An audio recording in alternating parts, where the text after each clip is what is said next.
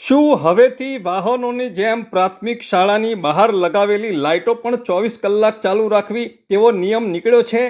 તો જુઓ, આણંદની નગર પ્રાથમિક શાળા નંબર 2 અને 4નું લોલમલોલ. નમસ્કાર મિત્રો, હું છું હરીશ બ્રહ્મભટ્ટ. નિર્ભય આણંદમાં આપ સૌનું સ્વાગત છે. આણંદની નગર પ્રાથમિક શાળા નંબર 2 અને 4 જે રણછોડજી મંદિર પાસે આવેલી છે, જ્યાં કેટલાક દિવસોથી આ લાઇટો 24 કલાક સતત ચાલુ જોવા મળે છે. લાગે છે કે અહીંની ગ્રાન્ટ મોટી આવી હશે, જેથી પૈસાની કોઈ કિંમત જ રહી નથી. શું અહીંના સ્ટાફની ભૂલ છે? હાલ વેકેશન છે તો કેટલા સમયથી આ લાઇટો ચાલુ રહી ગઈ હશે? આની જવાબદારી કોની? શું સરકાર લાઇટ બિલ માફ કરે છે?